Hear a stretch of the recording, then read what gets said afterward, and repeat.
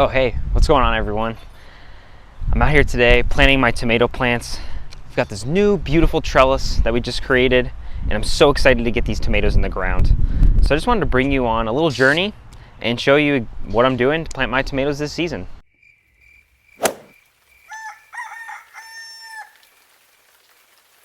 Hey, my name's Phil from Earth Nails and Tails, where it's our goal to help grow the gardener in you. And today we're going to be walking through exactly what we're doing to be planting our tomatoes this season using our brand new tomato trellis, which is a lean and lower system.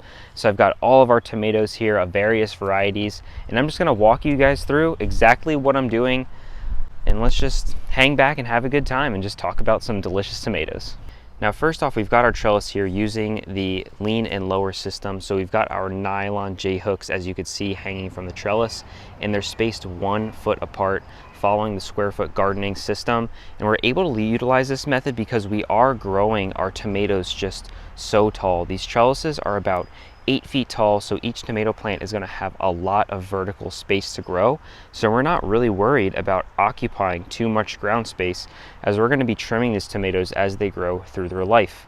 So we're going to be hanging these lines down to the ground, burying them underneath each tomato plant, and then tomatoes are going to be clipped using tomato clips and allow them to grow strongly up each one of these nylon ropes. Another one of the reasons that I'm really excited to grow these tomatoes this year is because we're growing 9 different varieties of tomatoes, and I'm gonna try to hit on all of them. First, we have the San Marzano tomato. We have one here and one there, which is a classic Italian Roma tomato, gonna make amazing pasta sauce. Then we have our tomato Cherokee Purple, created by Craig LaHoulier himself. So I'm really excited to be growing this tomato from the Tomato Man himself. It's supposed to be an absolutely delicious and beautiful looking tomato, the Cherokee Purple. Then we have our Virginia Roma tomato. We're in Virginia, so we gotta grow the Virginia Roma tomato.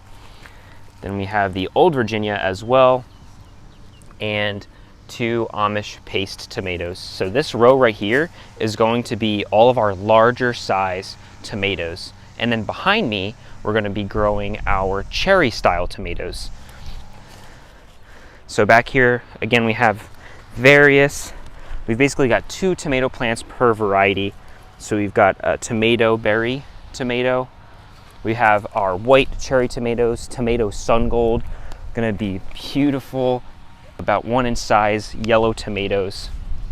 We've got our sunrise bumblebee, and then our last San Marzano. Since I only have 9 tomatoes per row, I just split my San Marzano, which are gonna lead each row. They're gonna be smaller tomatoes compared to the cherries, so I'm not worried about them blocking off each other at all.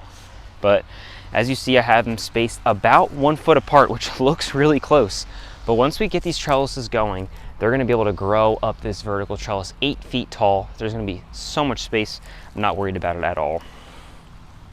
Getting into planting these guys, what you've probably heard from a lot of people is that you want to plant these tomatoes as deep as you possibly can.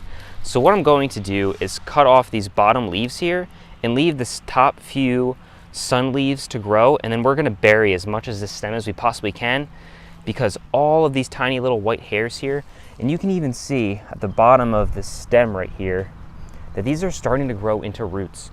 So at the very beginning of the life, especially now while it's not super warm yet and tomatoes aren't going to grow very large and produce fruit yet anyway, the plant is going to focus on its root growth, which is going to just make a stronger plant overall. So that's exactly why we do this.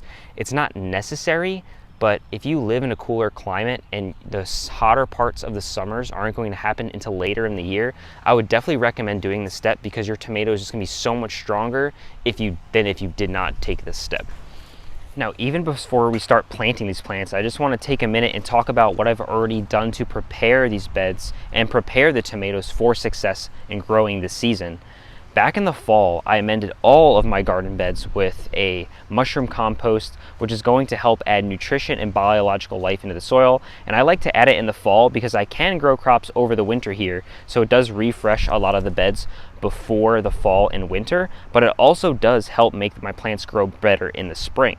So you can add it in the fall or the spring, it doesn't really matter. Just make sure you give it a little bit of time before you plant your plants in the ground, just to allow it to settle and start breaking down so that nutrition is available to your plants. After I put down my compost, about 2 to 3 weeks ago, I put down 2 types of fertilizer, an all-purpose vegetable garden fertilizer, which is a 444, and then I also put down a BioLive fertilizer, which is a 542, and it does contain beneficial bacteria and other biological life inside of that to help get that population moving and going in the garden. So I wanted to put all of that in the garden before I planted my tomatoes, so that way it could start breaking down and provide some nutrition to the tomatoes early on, so that way their roots will start to establish, the leaves are going to start to grow bigger, the plants are going to grow larger, and that's just going to make us a better plant in the future.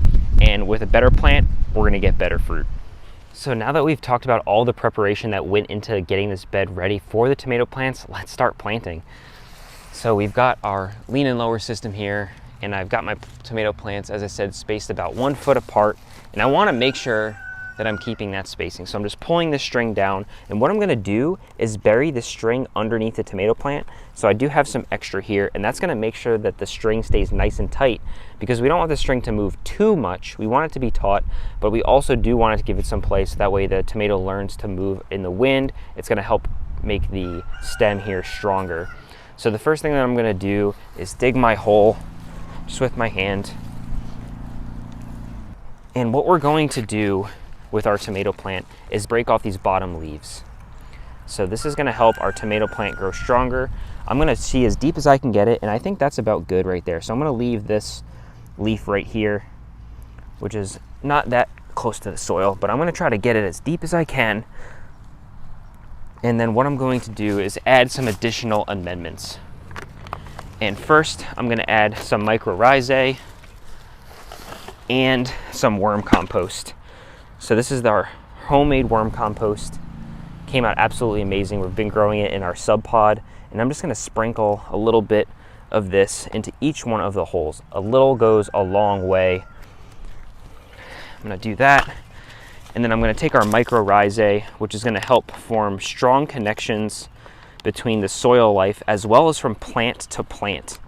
This is really the information network from plants to plant, and this is going to help them grow a lot stronger. So what I'm going to do is sprinkle this, and this has to directly touch the roots.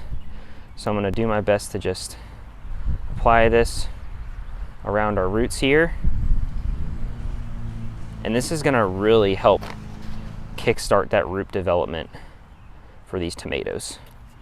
So I'm going to get that in the hole. Oh, I forgot to put my string in there. So make sure that string is in the bottom of the hole.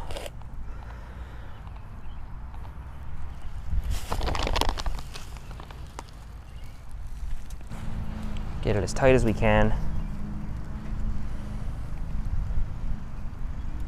Just like that. And then we're gonna just backfill with our soil here. Make sure we press down relatively firmly so that way the soil settles. And then we're gonna come back and water. But the last thing that I want to do for this plant to make sure that it is secure is we're going to be using our tomato clips. And these work absolutely perfect with the nylon thread here. It just wraps around, and then we're gonna put it right under a leaf node here, and it just clips. And now that's gonna support the plant as it grows. So as the plant starts to grow, when it grows a new leaf node, I'm gonna clip it every time there's a new leaf node to force this plant to continue to grow upward.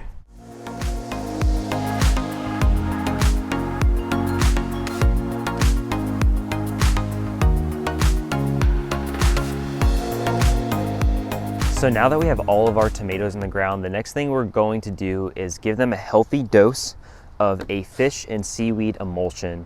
What this is going to do is provide them with essential minerals as well as macronutrients, which are going to get them off to a great start. The reason why we want to use emulsion once we first plant them in the ground is because this is going to be almost immediately bioactively available to our plants versus any other fertilizers or compost that we put in the ground. It's going to take time for that microbiology in the soil in order to break that down and make it available for the plants. So using a fish and seaweed emulsion is going to give a nice healthy dose quickly to our tomatoes and help them establish and start growing. All right, everyone, well, that's going to be it for today's video, and I hope you enjoyed it and learned something along the way. Please don't forget to like and subscribe, and if you want to see what we're doing throughout the season this year, make sure you hit that notification button so that way you're notified every time we upload a new video. And if you're interested in following us on a daily basis, make sure you check out our Instagram as well as our TikTok, where we're posting information on there all the time to help grow the gardener in you. Again, my name's Phil from Earth Nails and Tails, and I'll see you next time.